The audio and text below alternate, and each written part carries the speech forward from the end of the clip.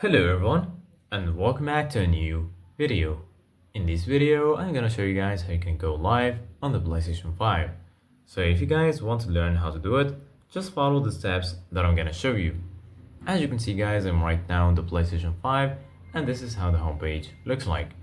So right here, as you can see guys, you're gonna find your games and applications. And on the right, you're gonna find your game library, where you're gonna find the list that includes all of your installed games and applications.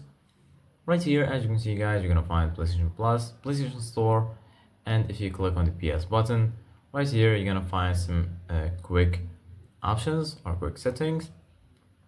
Here in the top, you're gonna find all of these sections. Here you're gonna find the games and also media. So right now, in order to start a live or broadcast on the PlayStation 5, it's pretty easy. Firstly, go ahead and set your settings. Just go here to settings, and then once you're here, go ahead and go all the way down until you find captures and broadcasts. Go ahead and click on captures and broadcasts, and then right here you're gonna find captures. Go ahead and click on broadcast. Then here you can choose your video quality.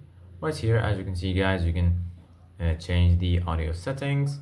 Here you can change the camera settings, overlays, and lastly chat to speech. Once you're ready, just go ahead and click on the share button on your controller, and then once you do that, as you can see guys right here, you can save the recent gameplay. Here you can take a screenshot, you can start a new recording, and lastly right here you're gonna find broadcast, share screen, and capture options. So just go ahead and click on broadcast, and then you're gonna be able to broadcast once you're playing a game. So this is it guys for today's video. Thank you guys for watching. See you guys in the next video.